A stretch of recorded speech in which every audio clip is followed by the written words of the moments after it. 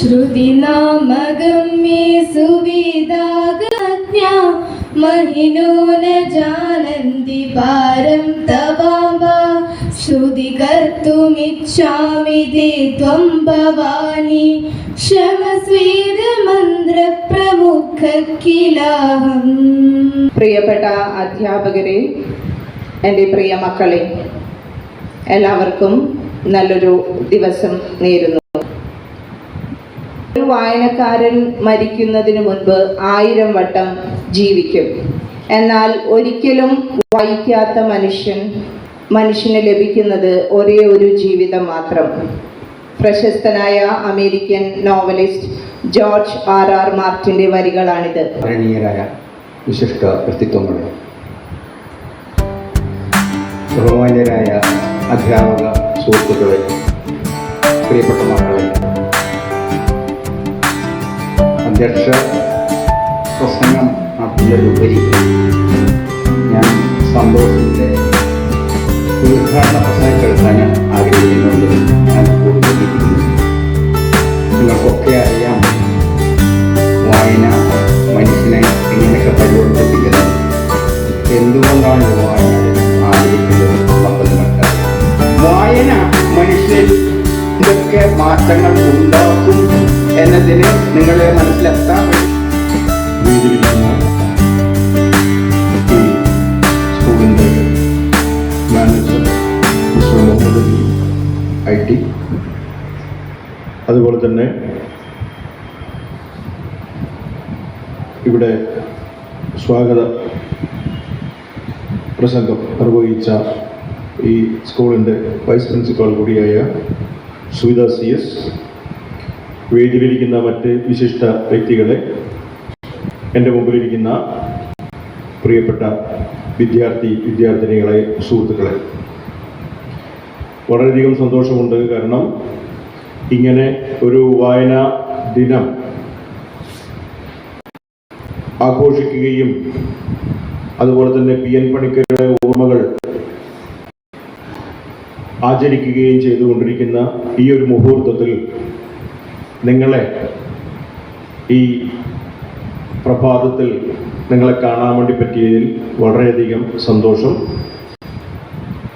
ഇപ്പോൾ വായനയെപ്പറ്റി നമ്മുടെ മാനേജർ വളരെ മനോഹരമായ ഒരു കഥ, അല്ലേ, വളരെ വൈകാരികമായ ഒരു കഥ, തീരെ പഠിക്കാത്ത, ക്ലാസ്സിൽ വളരെ വികൃതിയായ, അലസനായ ഒരു കുട്ടി വായനയിലൂടെ ജീവിതത്തിൻ്റെ ഔന്നത്യങ്ങളിലേക്ക് എങ്ങനെ നടന്നു കയറി എന്ന ഒരു കഥയാണ് അദ്ദേഹം നിങ്ങളുടെ മുമ്പിൽ പങ്കുവച്ചത്.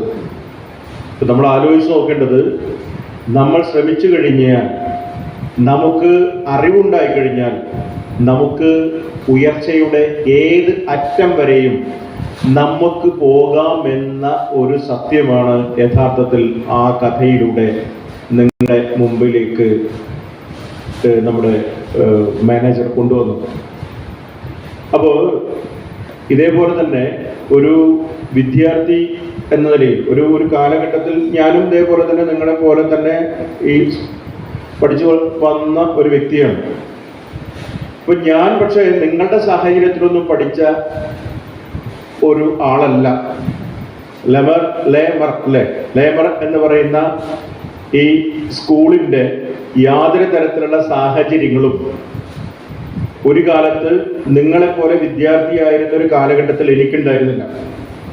ഞാൻ കാസർഗോഡ് ജില്ലയിലെ വടക്കൻ ഗ്രാമമായ, കാസർഗോഡ് എന്ന് പറഞ്ഞാൽ തന്നെ കേരളത്തിൻ്റെ അറ്റമാണ്, അല്ലേ? അപ്പോൾ അവിടെ നിന്ന് 50 കിലോമീറ്റർ അകത്ത് ഒരു കുഗ്രാമത്തിൽ പഠിച്ച ഒരു വ്യക്തിയാണ് ഞാൻ. എൻ്റെ സ്കൂളിൻ്റെ പേര് കുണ്ടംകുഴി എന്നാണ്, അല്ലേ? കുണ്ടുംകുഴി. എൻ്റെ സ്കൂളിൻ്റെ പേര് പോലും കുണ്ടംകുഴി എന്നാണ്. അപ്പോൾ കുണ്ടംകുഴി സ്കൂളിലേക്ക് ഒരു 7 കിലോമീറ്റർ അങ്ങോട്ടും 7 കിലോമീറ്റർ ഇങ്ങോട്ടും 14 കിലോമീറ്റർ ഒരു ദിവസം നടന്നു പോയിട്ട് പഠിച്ച ഒരു വ്യക്തിയാണ് ഞാൻ. നിങ്ങൾക്കറിയാമല്ലോ, ആ സ്കൂളിൽ എന്തില്ല, ലൈബ്രറി ഇല്ല. ലൈബ്രറിയുടെ ഒരു റാക്കുണ്ട്, ഒരു മരത്തിൻ്റെ റാക്കുണ്ട്. അതിൻ്റെ മുകളിൽ ലൈബ്രറി എന്ന് എഴുതി വെച്ചിട്ടുണ്ട്. അതിൽ അന്ന് പ്രിൻസിപ്പാളല്ല, ഹെഡ് മാഷിൻ്റെ ഒരു കാലം കൂടെയും ഒരു ചോക്കിൻ്റെ ബോക്സും, അല്ലേ, ചോക്ക് ബോക്സും അതുപോലെ തന്നെ ഒരു ചൂരലുണ്ടാവും. ഇതാണ് എൻ്റെ മുമ്പിലുള്ള ലൈബ്രറി. ഏറ്റവും പേടിപ്പെടുത്തുന്ന ലൈബ്രറി ഞാൻ കണ്ടിട്ടുള്ളത് എൻ്റെ സ്കൂളിൽ വെച്ചാണ്. അതിനകത്ത് ഞാൻ അവിടുന്ന് SSLC പഠിച്ച് ഇറങ്ങുന്നവരെ ഒരു പുസ്തകം പോലും ആ റാക്കിൽ കണ്ടതായിട്ട് എനിക്ക് ഓർമ്മയില്ല. അപ്പോൾ ആ സമയത്ത് എനിക്ക് പക്ഷേ വായിക്കണം എന്ന് പറയുന്ന വളരെ ഭയങ്കരമായ ആഗ്രഹമാണ്. അത് ചില ആൾക്കാർക്ക് വരുന്ന രോഗമാണ്, അല്ലേ? വായിക്കുക എന്ന് പറയുമ്പോൾ വായനയോട് താല്പര്യം ഉണ്ടാവുക, സംഗീതത്തോട് താല്പര്യം ഉണ്ടാവുക, ഇതിനോടും ഒരു പ്രത്യേക രീതിയിലുള്ള താല്പര്യം ഉണ്ടാവുക എന്ന് പറയുന്നത് ഒരാളെ സംബന്ധിച്ചിടത്തോളം എന്താണ്, പ്രത്യേകിച്ച് വായനയുടെ കാര്യത്തിൽ അതൊരു രോഗമായിട്ട് തന്നെ നമുക്കറിയാം, നല്ലൊരു രോഗമായിട്ട് നമുക്ക് അതിനെ കണക്കാക്കാം. അപ്പോൾ ഇങ്ങനെ എനിക്ക് വായിക്കാൻ ആഗ്രഹമുണ്ട്, പക്ഷേ വായിക്കാൻ പുസ്തകങ്ങളില്ല, ലൈബ്രറികളില്ല, ഒരു തരത്തിലൊരു ലൈബ്രറി ഇല്ല. പക്ഷെ എന്ത് ചെയ്യാൻ വേണ്ടി പറ്റും? ആ സമയത്ത് ഞങ്ങളുടെ കയ്യിൽ അന്ന് കിട്ടുന്നത് പൈങ്കിളി ബാഗുകളാണ്, അല്ലെ? ഇന്ന് സീരിയലും മറ്റുള്ള കാര്യങ്ങളിലൊക്കെ വരുന്നത് പോലെ ഇക്കിളിപ്പെടുത്തുന്ന, അതുപോലെ തന്നെ ചെറിയ ചെറിയ നാട്ടിലെ പ്രണയങ്ങളും അതുമായിട്ട് ബന്ധപ്പെട്ട കാര്യങ്ങളും, അതുപോലെ തന്നെ നായികയുടെ തൂങ്ങി മരണവും നായകന്റെ നാടുവിടലും, ഇങ്ങനെ സാധനങ്ങള് ഉള്ള കഥകൾ പറയുന്ന, വളരെ ജീവിതത്തിനെ വളരെ ഉപരിപ്ലവമായില്ല, ഭയങ്കര പെരിഫറലായിട്ട് കാണുന്ന ഇത്തരത്തിലുള്ള നോവലുകളാണ് അന്ന് ഇത്തരത്തിലുള്ള പൈങ്കിളി വാരികകളിൽ വന്നുകൊണ്ടിരുന്നത്. അപ്പൊ ഇത് വായിക്കുക എന്നുള്ളത് മാത്രമേ ഞങ്ങൾക്ക് ലക്ഷ്യമുള്ളൂ, വേറെന്തൊന്നും കിട്ടാനില്ല. അപ്പോൾ ഇത് വായിക്കുക. അപ്പൊ കോട്ടയം അത് ഡിറ്റക്റ്റീവ് നോവൽ ഉണ്ടാവും, അപസർപ്പക നോവൽ ഉണ്ടാവും, അല്ല കുറ്റാന്വേഷണ നോവൽ ഉണ്ടാവും, പ്രേത കഥകൾ ഉണ്ടാവും, ഇങ്ങനെ പല സാധനം ഉണ്ടാവും. അപ്പൊ ഇതൊക്കെ വായിക്കുക, നിരന്തരമായിട്ട് ഇതിരുന്നിട്ട് വായിക്കുക എന്നുള്ള ഒരു പരിപാടിയാണ്. അങ്ങനെ വായിച്ച് വളർന്ന ഒരു മനുഷ്യനാണ് ഞാൻ. അപ്പൊ അതിൻ്റെ ഇടയിൽ എനിക്ക് പുസ്തകമാണ് ബ്രോം സ്റ്റോക്കറുടെ ഡ്രാക്കുള എന്ന് പറഞ്ഞ പുസ്തകം. ഞാൻ 9ാം ക്ലാസ്സിൽ കെമിസ്ട്രി ക്ലാസ്സിൽ ഇരുന്നിട്ട് മാഷ് അത് തകൃതിയായിട്ട് കെമിസ്ട്രി പഠിപ്പിച്ചുകൊണ്ടിരിക്കുമ്പോൾ ഏറ്റവും ബാക്ക് ബെഞ്ചുകാരനായ ഞാൻ അവിടെ ഇരുന്നിട്ട് ബ്രോം സ്റ്റോക്കറുടെ ഡ്രാക്കുള വായിക്കുകയും, അപ്പോൾ ആ ഡ്രാക്കുളയിൽ ഇതേപോലെ തന്നെ മഞ്ഞുമലകൾ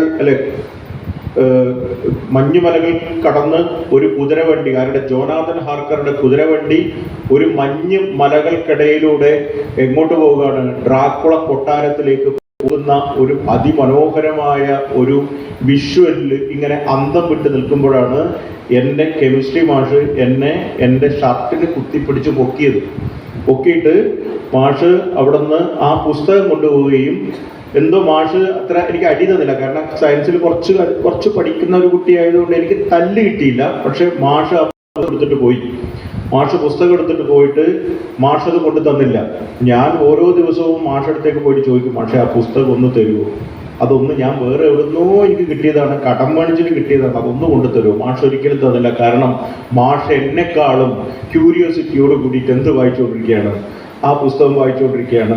ആ മാഷ് ആ പുസ്തകം വായിച്ചതിന് ശേഷമാണ് പിന്നെ എനിക്ക് തന്നിട്ട് പറഞ്ഞു, ഈ പുസ്തകങ്ങളൊക്കെ വായിക്കുന്ന കൊള്ളാം, ഒരിക്കലും ക്ലാസ്സിൽ ഞാൻ എടുത്തുകൊണ്ടിരിക്കുമ്പോൾ എന്ത് വായിക്കാൻ നിൽക്കരുത്, ഇങ്ങനത്തെ പരിപാടി കാണിക്കാൻ നിൽക്കരുത് എന്ന് പറഞ്ഞിട്ട് എന്നെ ഉപദേശിച്ചു വിട്ടതാണ്.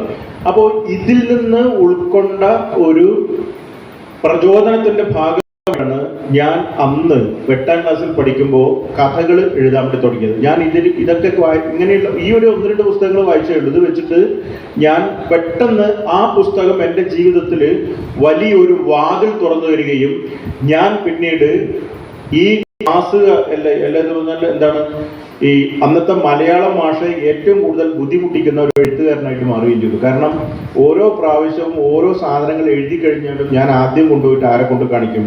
മലയാള ഭാഷ കൊണ്ട് കാണിക്കും. അന്ന് രാജമാഷ് എന്ന് പറഞ്ഞൊരു മാഷാണ്. മാഷ് വിചാരിച്ചു, ആദ്യം എന്നെ പ്രോത്സാഹിപ്പിച്ചു മാഷ്. അപ്പോൾ കഥയിൽ എഴുതണം, നന്നായിട്ട് എഴുതണം, എഴുതുന്നത് നല്ലതാണെന്നെല്ലാം പറഞ്ഞു. പക്ഷേ എല്ലാ ദിവസവും കഥ എഴുതി കൊണ്ട് കൊടുത്തു കഴിഞ്ഞാൽ എന്താ അവസ്ഥ മാഷിൻ്റെ? അപ്പോൾ അങ്ങനെ എല്ലാ ദിവസവും കഥ എഴുതി കൊണ്ടുപോവുകയും, പിന്നെ ഈ അപസർപ്പക നോവലുകളൊക്കെ വായിച്ചിട്ട് എന്ത് ചെയ്യുക, നോവൽ എഴുതാൻ വേണ്ടി തുടങ്ങുകയും ചെയ്തു ഞാൻ. ഞാൻ നോവൽ എഴുതിയിട്ട് ഞാൻ തന്നെ പേടിക്കുകയാണ് രാത്രി. എനിക്ക് തന്നെ ഉറക്കം കിട്ടാറില്ല. കാരണം ഈ നോവൽ എഴുതിയിട്ട് ഇതിലെ കഥാപാത്രങ്ങൾ ആലോചിച്ചിട്ട് ഞാൻ തന്നെ രാത്രി ഉറക്കത്തെ ഞെട്ടി ഉണർന്ന് കരയുന്ന അവസ്ഥ. മാത്രമല്ല ഇത് ഞാൻ എൻ്റെ ക്ലാസ്സുകളിൽ കൊണ്ടുപോയിട്ട് എല്ലാ കുട്ടികൾക്കും, അന്ന് ഇതില്ല, ലൈബ്രറി ഇല്ല, പുസ്തകങ്ങൾ വായിക്കാനില്ല.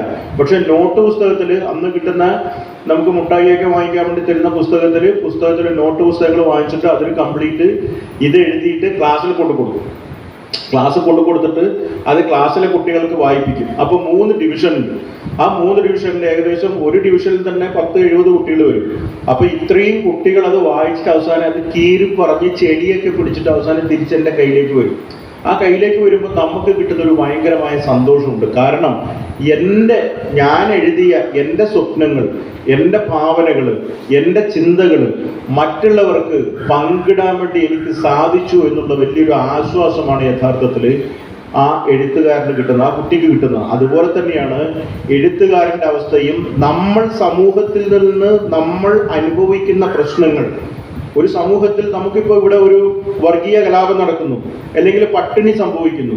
അപ്പൊ ഇത്തരത്തിൽ ഇപ്പൊ ഗാസയിലെ പ്രശ്നങ്ങൾ നടന്നുകൊണ്ടിരിക്കുകയാണ്, ഇപ്പൊ പലസ്തീൻ പ്രശ്നങ്ങൾ നടന്നുകൊണ്ടിരിക്കുകയാണ്. നമുക്കറിയില്ല, നമ്മൾക്ക് ഇവിടെ ഇരുന്നിട്ട് സുഖമായിട്ട് ഇപ്പൊ നല്ല യൂണിഫോം ഇട്ടിട്ട് വന്നിട്ട് നമ്മൾ ഇവിടെ ഇരുന്നിട്ട് സുഖമായിട്ട് ഭക്ഷണം കഴിച്ചിട്ട് ഇവിടെ വന്നിട്ട് ഇരിക്കുകയാണ്. പക്ഷെ അതേ സമയത്ത് നമ്മൾ ആലോചിച്ച് നോക്കണം, ഈ പറയുന്ന പലസ്തീനിൽ എത്ര കുട്ടികളാണ് ആഹാരം പോലും കിട്ടാതെ ഓരോ നിമിഷവും മരിച്ചുകൊണ്ടിരിക്കുന്നത് എന്നുള്ളൊരു കാര്യം കൂടി നമ്മൾ ആലോചിക്കേണ്ടതുണ്ട്. അപ്പോൾ അങ്ങനെ ആലോചിക്കുന്ന ആളുകളാണ് ആരായിട്ട് മാറുന്നത്? എഴുത്തുകാരനായിട്ട് മാറുന്നത്. അന്യന്റെ പ്രശ്നം തൻ്റെ പ്രശ്നമായിട്ട് മനസ്സിലാക്കുകയും ആ പ്രശ്നം മറ്റ് ലോകങ്ങൾക്ക് അതിൻ്റെക്കാളും തീവ്രതയോടെ പകർന്നു കൊടുക്കുകയും ചെയ്യുന്ന ഒരു വലിയ ദൗത്യമാണ് യഥാർത്ഥത്തിൽ എഴുത്തുകാരൻ ഏറ്റെടുക്കുന്നത്, അല്ലേ?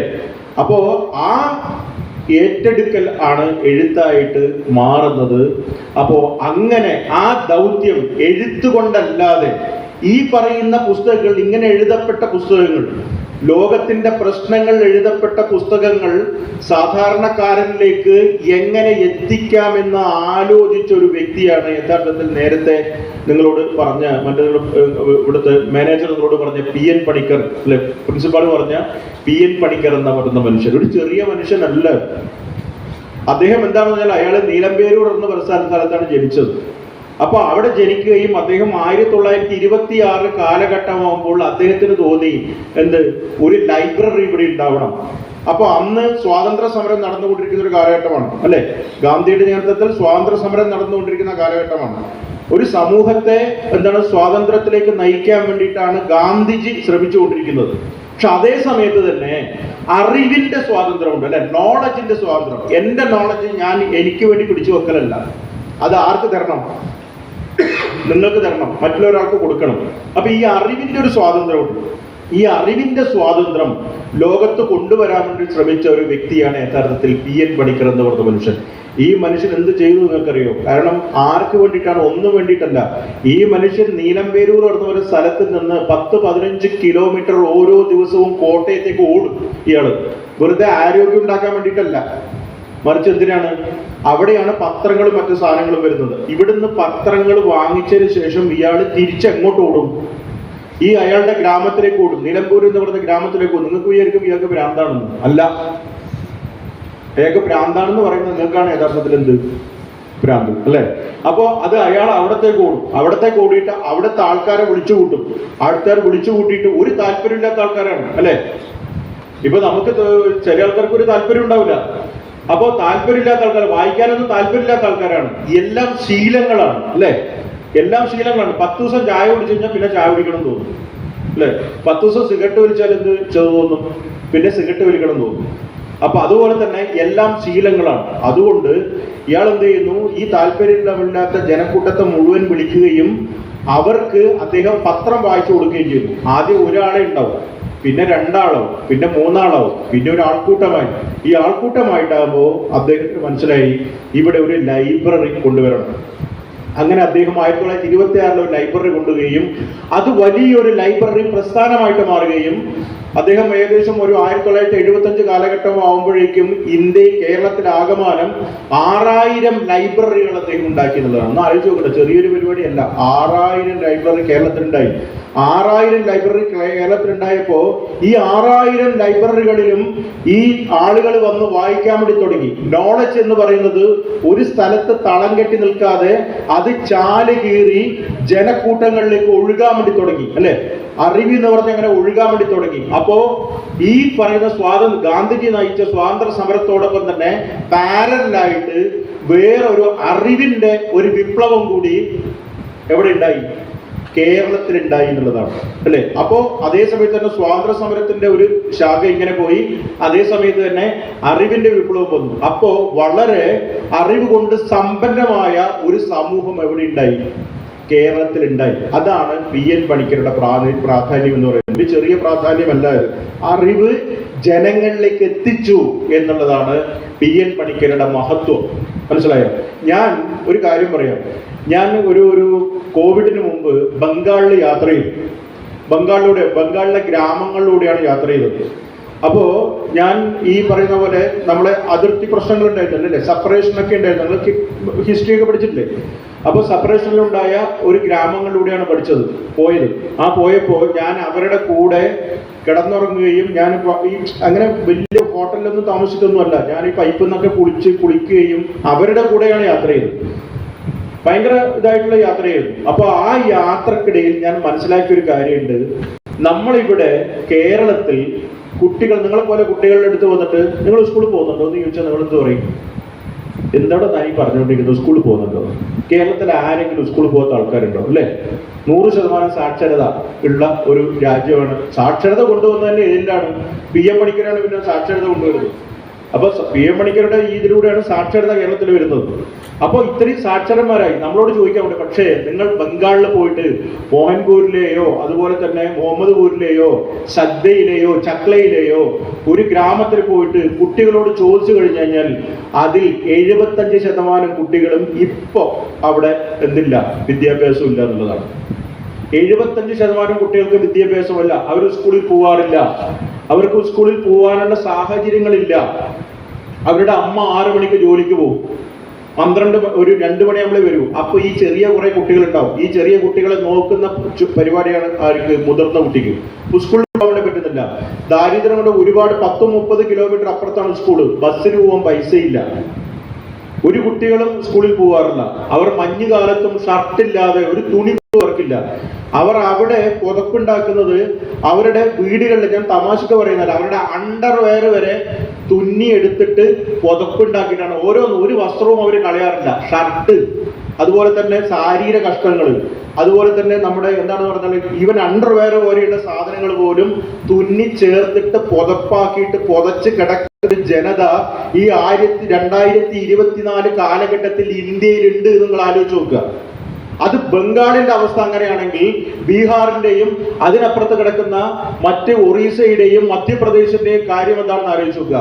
മധ്യപ്രദേശത്തിൽ കഴിഞ്ഞ ദിവസം മധ്യപ്രദേശത്ത് വന്ന ഒരു അധ്യാപകൻ എന്നോട് പറഞ്ഞത്, അവന്റെ സ്കൂളിൽ പണിയെടുക്കുന്ന ഒരു പെണ്ണിക്ക് അല്ലെങ്കിൽ ഒരു സ്ത്രീക്ക് അവിടെ കിട്ടുന്ന ശമ്പളം 100 രൂപയാണ്. നിങ്ങൾക്ക് ആലോചിക്കാൻ വേണ്ടി പറ്റുമോ? അരിക്ക് 50 രൂപയുണ്ട്, അല്ലെ? 50 രൂപയുണ്ട് 1 കിലോ അരിക്ക്. അപ്പോഴാണ് ഒരു സ്ത്രീക്ക് 100 രൂപ ശമ്പളം കിട്ടുന്നത്. അപ്പൊ ഇവിടെ എത്ര കിട്ടുന്നു? ഇവിടെ 700-800 രൂപയാണ് കിട്ടുന്നത് ഒരു സ്ത്രീക്ക്. അപ്പൊ നമ്മൾ ആലോചിച്ച് നോക്കണം അവർ എത്രമാത്രം പിറകിലാണെന്നുള്ളത്. അപ്പൊ നമ്മൾ ആലോചിച്ചുകൊണ്ട് കാര്യം എന്തുകൊണ്ട് അവിടെ അങ്ങനെ സംഭവിക്കുന്നു? കാരണം അവിടെ PN പണിക്കരെ പോലുള്ള ഒരാൾ അവിടെ ഉണ്ടായിരുന്നില്ല എന്നുള്ളതാണ്. PM പണിക്കരെ പോലുള്ള ഒരാൾ അവിടെ ഉണ്ടായിരുന്നില്ല. കാരണം എന്താണ്? ബംഗാളിൽ നോക്കിക്കഴിഞ്ഞു കഴിഞ്ഞാല് ബംഗാളില് കേരളത്തെ പോലെ തന്നെ മഹാന്മാരായ ആളുകൾ ഉണ്ടായ സ്ഥലമാണ്, അല്ലെ? ശ്രീനാരായണ ഗുരുവിനെ പോലെ, കുമാരനാശാനെ പോലെ, അങ്ങനെയുള്ള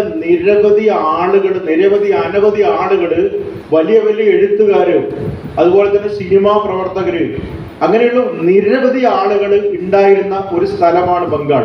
അങ്ങനെ വരുമ്പോൾ കേരളത്തെ പോലെ തന്നെ അറിവിന്റെ കാര്യത്തിൽ ഔന്നത്യത്തിൽ എത്തേണ്ട ഒരു തലമുറയാണ് ആരുടേത്? ബംഗാളിൻ്റെത്. എന്തുകൊണ്ട് അവിടെ അത് സംഭവിച്ചില്ല? കാരണം ബംഗാളിൽ പശ്ചിമ ബംഗാൾ കൽക്കട്ട എന്ന് പറയുന്ന ഒരു സ്ഥലത്ത് മാത്രം എന്ത് കേന്ദ്രീകരിക്കപ്പെട്ടു? അറിവ് കേന്ദ്രീകരിക്കപ്പെട്ടു. ഈ അറിവിനെ ലൈബ്രറികളിലൂടെ സാധാരണ ജനങ്ങളിലേക്ക്, ചക്ലയിലേക്കും സദ്യയിലേക്കും മോഹൻപൂരിലേക്കും മുഹമ്മദ്പൂരിലേക്കും എത്തിക്കാൻ വേണ്ടിയിട്ട് അവിടെ ഒരാളുണ്ടായിരുന്നില്ല. മനസ്സിലായോ? അപ്പൊ അതുകൊണ്ടാണ് അവർക്ക് എന്ത് കിട്ടാതെ പോയത്? വിദ്യാഭ്യാസം കിട്ടാതെ പോയത്. അവർക്ക് 100 രൂപക്ക് ഒരു 100 രൂപ കൂലിക്ക് അവർക്ക് ജോലി ചെയ്യേണ്ടി വരുന്നത് കൊണ്ടാണ്.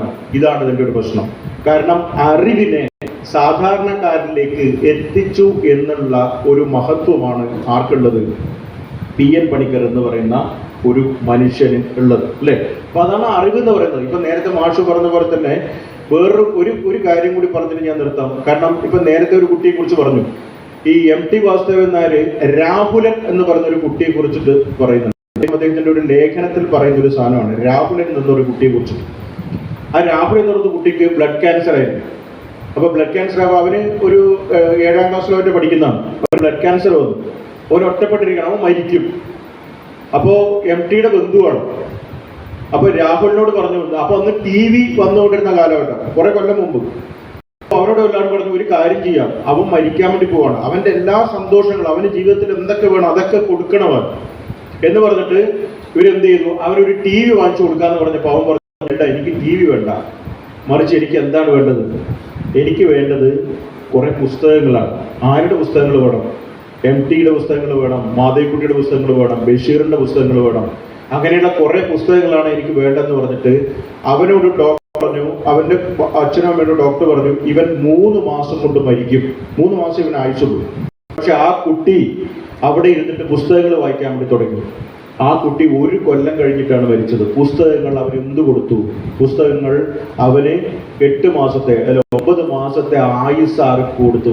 ഈ കുട്ടിക്ക് കൊടുത്തു എന്നുള്ളതാണ്. അതാണ് ഒരു വായനയുടെ പ്രാധാന്യം. വായന എന്ത് കൂട്ടുന്നു? നിങ്ങൾക്ക് പ്രതീക്ഷ ഉണ്ടാക്കി തരുന്നു, അല്ലെ?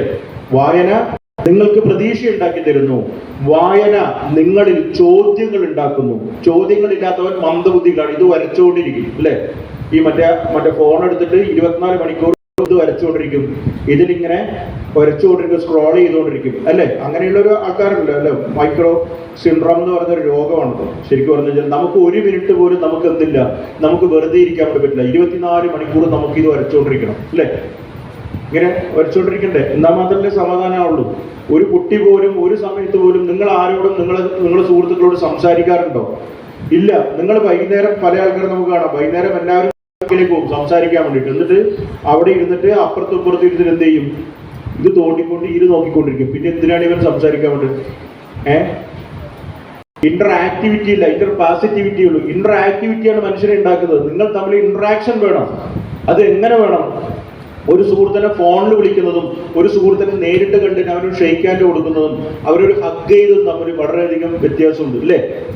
അങ്ങനെ ഒരു വ്യത്യാസമുണ്ട്. അത്തരത്തിലുള്ള ആ ഒരു വൈകാരിക അവസ്ഥ നമ്മളിലേക്ക് കൊണ്ടുവരാനുള്ള ഒരു വഴിയാണ് യഥാർത്ഥത്തിൽ എന്ത്? പുസ്തകങ്ങൾ എന്ന് പറയുന്നത്. മനസ്സിലായോ? അപ്പോൾ നമുക്ക് പുസ്തകങ്ങൾ എന്ത് ചെയ്യുന്നു? ആയുസ് തരുന്നു. അയ്യപ്പ പണിക്കർ എന്ന് പറഞ്ഞ ഒരാള് പറഞ്ഞിട്ടുണ്ട്, പുസ്തകങ്ങൾ എന്ന് പറയുന്നത് അപകടകാരികളാണ്, ലൈബ്രറി അപകടകാരികളാണ്. എങ്ങനെയാണ് ലൈബ്രറികൾ അപകടകാരികളാവുന്നത്? ഒരു സ്ഥലത്ത് ലൈബ്രറി വരുമ്പോൾ അവിടെ ആളുകൾ പോയിട്ട് വായിക്കാൻ വേണ്ടി തുടങ്ങുമ്പോൾ അവൻ അറിവുണ്ടാവുമ്പോൾ അവന്റെ ഉള്ളിലേക്ക് എന്ത് വരുന്നു? ചോദ്യം വരുന്നു. എന്തുകൊണ്ട് അങ്ങനെ, അല്ലെ? എന്തുകൊണ്ട് ഈ മതം എന്ന് പറഞ്ഞിട്ട് ഇവിടെ ഓരോ ഭരണകൂടവും, ഇവിടുത്തെ പുതിയ ഭരണകൂടം മതത്തിനെ എന്തുകൊണ്ട് ഇങ്ങനെ പ്രൊമോട്ട് ചെയ്യുന്നു? ഞങ്ങളുടെ സിലബസുകളിൽ നിന്ന് ചരിത്രത്തെ എന്തുകൊണ്ട് എടുത്തു കളയുന്നു? യഥാർത്ഥ ചരിത്രത്തെ എന്തുകൊണ്ട് എടുത്തു കളയുന്നു? എന്നൊക്കെയുള്ള നിരവധി ചോദ്യങ്ങൾ അവിടെ വരും, നമ്മുടെ മനസ്സിലേക്ക് കയറി വരും, അല്ലെ? എന്തുകൊണ്ടാണ് ഗാസയിൽ പലസ്തീൻ ഇങ്ങനെ ബോംബിട്ടുകൊണ്ടിരിക്കുന്നത്? എന്തുകൊണ്ടാണ് മറ്റ് രാജ്യങ്ങൾ അപലപിക്കുക മാത്രം ചെയ്യുന്നത്? എന്തുകൊണ്ട് അതിനെ എതിർക്കുന്നില്ല? ജനങ്ങളെ വെറും വെറും കൃമികളെ പോലെ ഇങ്ങനെ വെടിവെച്ച് കൊല്ലുന്നത് എന്തുകൊണ്ടാണ്? ഇങ്ങനെയുള്ള പല ചോദ്യങ്ങൾ. എനിക്ക് മാത്രം എനിക്ക് മാത്രം വിദ്യാഭ്യാസം കിട്ടുന്നത് എന്തുകൊണ്ട്? ബംഗാളിലെ ഒരു കുട്ടിക്ക് വിദ്യാഭ്യാസം കിട്ടാത്തത് എന്തുകൊണ്ട്? ഇങ്ങനെയുള്ള നിരവധി ചോദ്യങ്ങൾ നമ്മുടെ മനസ്സിലേക്ക് വായിക്കുമ്പോൾ പുസ്തകങ്ങൾ കൊണ്ടുതരുന്നുള്ളതാണ്. ആ പുസ്തകങ്ങൾ കൊണ്ടുതരുമ്പോൾ നമ്മൾ ചോദ്യങ്ങൾ ചോദിക്കാൻ വേണ്ടി തുടങ്ങും. ചോദ്യങ്ങൾ ചോദിക്കുമ്പോൾ അതിന് ഉത്തരം തരേണ്ടത് ആരാണ്? നമ്മൾ വോട്ട് ചെയ്തിട്ട് പറഞ്ഞയച്ച ഭരണകൂടമാണ്, അല്ലേ? അപ്പോൾ ഭരണകൂടത്തിന് അതിന് ഉത്തരം പറയാൻ വേണ്ടി പറ്റാതാവും. ഭരണത്തിന് ഉത്തരം പറയാൻ വേണ്ടി പറ്റാതാവുമ്പോൾ ഭരണകൂടം പറയും എന്ത്? പുസ്തകം വായിക്കുന്നവൻ, പുസ്തകങ്ങൾ വായിക്കുന്നവനും ലൈബ്രറികളും അപകടകാരികളാണ് എന്ന് പറയും, അല്ലേ? അപ്പോൾ അതുകൊണ്ട് നമ്മൾ എന്ത് ആയിട്ട് ജീവിക്കുക? മന്ദബുദ്ധികളായിട്ട് ജീവിക്കാണ്ടിരിക്കുക, നമ്മൾ ചോദ്യം ചെയ്യുന്നവരായിട്ട് ജീവിച്ചുകൊണ്ടിരിക്കുക, നമ്മൾ അപകടകാരികളായിട്ട് ജീവിച്ചുകൊണ്ടിരിക്കുക, അല്ലേ? അപകടകാരികൾ, അതായത് പോസിറ്റീവ് സെൻസിലാണ് പറഞ്ഞ അപകടകാരികളായിട്ട് ജീവിച്ചുകൊണ്ടിരിക്കുക. അത്തരത്തിലുള്ള ഒരു ജീവിതത്തിലേക്ക് നമ്മളെ കൊണ്ടുപോകാൻ, നമ്മുടെ ആയുസ് നീട്ടിത്തരാൻ, നമ്മളെ പ്രതീക്ഷകൾക്ക് നീളം കൂട്ടാൻ ഒക്കെ തന്നെ നമ്മളെ മുന്നോട്ട് കൊണ്ടുപോകുന്ന ഒരേ ഒരു വഴി മാത്രമേ ഉള്ളൂ. അതിൻ്റെ പേരാണ് എന്ത്? പുസ്തകങ്ങൾ എന്ന് പറയുന്നത്. പുസ്തകങ്ങൾ വീട്ടിൽ വാങ്ങി വെക്കുക. ഇപ്പൊ ഇവിടെ എന്ത് നടക്കാൻ വേണ്ടി പോകണം? ഫെസ്റ്റിവൽ, ഇതുപോലെ ബുക്ക് ഫെസ്റ്റ് നടക്കാൻ വേണ്ടി പോകണം. എല്ലാവരും കൂടി പോയിട്ട് വീട്ടിൽ നിന്ന് പറഞ്ഞിട്ടുണ്ട്, അമ്മ, അച്ഛ, അല്ലെ ബാപ്പ, ഉപ്പ, ഉമ്മ, കുറെ എന്ത് വേണം? കുറെ പൈസ വേണം. എന്താണ്? പുസ്തകങ്ങൾ വാങ്ങണം. പുസ്തകങ്ങൾ വാങ്ങുക, നേരെ കൊണ്ടുപോയിട്ട് വീട്ടിൽ വെക്കുക. എന്താ കാര്യം ഉണ്ടാകുക? പുസ്തകങ്ങൾ കൊണ്ട് പുസ്തകം വായിക്കുന്നവനെക്കാളും അപകടകാരിയാണ് ആര്? പുസ്തകങ്ങൾ മേടിച്ചിട്ട് വീട്ടിൽ വെച്ചിട്ട് വായിക്കാത്തവർ. അതുകൊണ്ടാണ് വൈലോപ്പള്ളി പറഞ്ഞിരിക്കുന്നത്, ഞാനൊരു എഴുത്തുകാരനാണ്, പക്ഷെ നിങ്ങൾ എന്നെ മുണ്ടഴിച്ചിട്ട് ബഹുമാനിച്ചിട്ട് കാര്യമില്ല. നിങ്ങൾ എന്ത് ചെയ്യണം? എൻ്റെ പുസ്തകങ്ങൾ വായിച്ചുകൊണ്ടാണ് നിങ്ങൾ എന്ത് ചെയ്യേണ്ടത്? എന്നെ ബഹുമാനിക്കേണ്ടത്. എന്നെയും അങ്ങനെ ബഹുമാനിക്കുക. ഒരു എഴുത്തുകാരനെ നമ്മൾ ബഹുമാനിക്കേണ്ടത് നമ്മൾ എങ്ങനെയാണ് ബഹുമാനിക്കേണ്ടത്? നമ്മൾ അദ്ദേഹത്തിൻ്റെ പുസ്തകങ്ങൾ വായിച്ചുകൊണ്ട് ബഹുമാനിക്കണം. അങ്ങനെ ഈ ലോകത്തെയും എഴുത്തുകാരനെയും നിങ്ങളെ തന്നെയും ബഹുമാനിക്കാൻ നിങ്ങൾക്ക് പറ്റട്ടെ എന്ന് പറഞ്ഞുകൊണ്ട് നിർത്തുന്നതാണ്. പുസ്തകങ്ങളിൽ എന്തൊക്കെയുണ്ട്? പുസ്തകങ്ങളിൽ വിസ്മയമുണ്ട്, പുസ്തകങ്ങളിൽ ആനന്ദമുണ്ട്, പുസ്തകങ്ങളിൽ വിജ്ഞാനമുണ്ട്. വായിച്ചു വളർന്ന് ഭാരതത്തിലെ അഖണ്ഡതയും സംസ്കാരവും ഉയർത്തുവാൻ വേണ്ട പ്രവർത്തനങ്ങളിൽ സജീവമായി പങ്കുചേരും. തീവ്രവാദത്തിനും മതമൗലികവാദത്തിനുമെതിരെ പ്രതികരിക്കുകയും മദ്യം, മയക്കുമരുന്ന്, സ്ത്രീകൾക്കെതിരായ അതിക്രമങ്ങൾ തുടങ്ങിയവയ്ക്കെതിരെ ചിന്തിക്കുകയും